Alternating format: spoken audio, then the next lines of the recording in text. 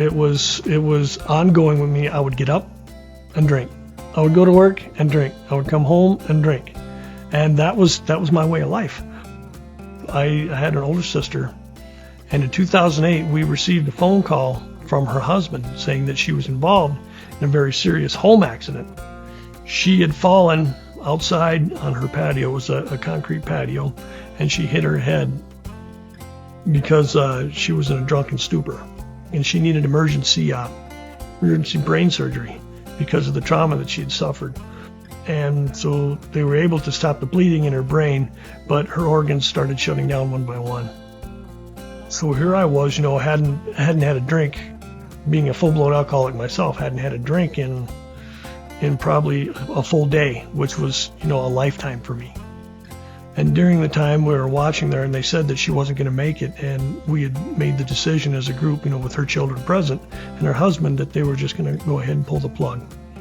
And during that time, watching her fade away, God forgive me, but I sat there asking her to die fast so I could go get a drink. And, I didn't even see it then. I didn't see how bad I was at that time. But, I look back on it now, and it tears me up. But alcohol, that's what it does to you. I was walking out to go to work one morning with my breakfast, which was a 6-pack of beer. And as I was climbing into my truck, it just hit me that it was enough. So I turned around, I took the 6-pack of beer, and I threw it in the trash can, and I went and told my wife I needed help. And that's 2 things I never do: ask for help and throw away beer. And, thank God I was able to do both. Well, when I finally got to the hospital, and they came, got me, and took me in, and when they did a blood alcohol on me, they had to do it twice because they weren't quite sure it was right, but it was 0.38. They were all amazed I was even able to walk in there, let alone, being conscious. It was about 2 months after I got out of treatment and starting my fresh life. I'd left home, left my wife, and I was going to start my new life of sobriety, and she wasn't going to be part of it. So I'd moved out, and I was on my way to the store one morning when I was T-boned, broadsided by an oncoming SUV on the driver's side door of my truck. And this driver was doing an estimated 65 to 70 miles an hour. He hit me smack on my side of the door. I woke up in the passenger seat of the truck. And I remember coming to and hearing people standing outside. Look, he's still alive. There were hairline fractures in my pelvis, and there was a compression fracture in my spine. And so, on all intents and purposes, I walked away from an accident I had no business living in. Well, with a broken back, I wasn't allowed to be vertical for but very short periods of time, and I wasn't very mobile with a fractured pelvis. So I was forced to move back home. And, thank God I've got a stubborn wife who was willing to take me back and put up with all this.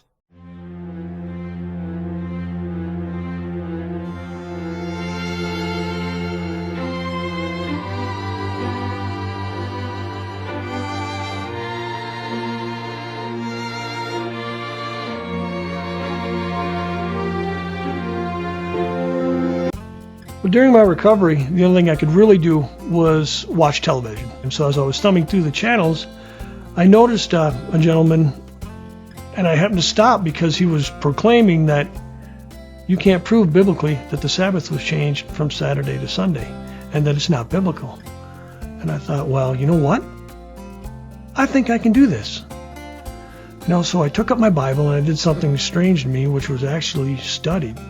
And over the course of several months of watching this man, who I would later discover was Pastor Doug Batchelor, I started trying to disprove everything he was saying. And the more I read and the more I studied, the more I found out that not only could I not disprove it, I was believing it, and I realized it was the truth.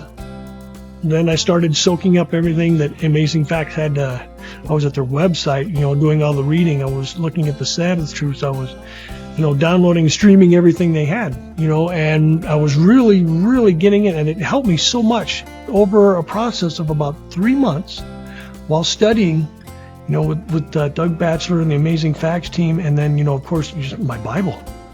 But over that 3 months, I had fallen in love with Christ like I had never had before. And not only was my back and my pelvis healed, but my soul was healed.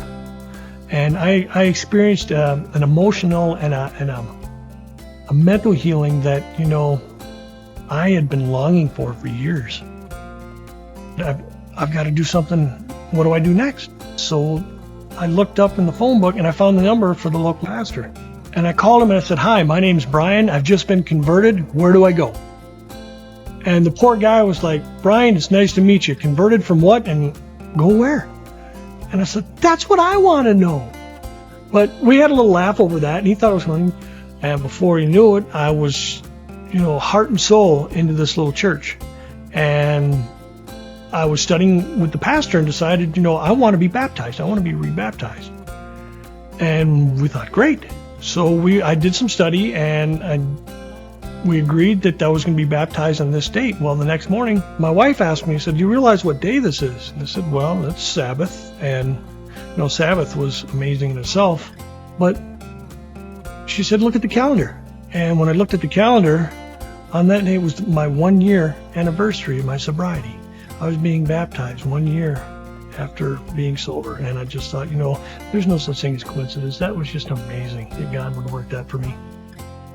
God has done amazing things with my life, and I have to give him, all the credit, because short of just responding, I've done nothing. And it's been him. And it's pleasure, absolute pleasure to be called a child of God.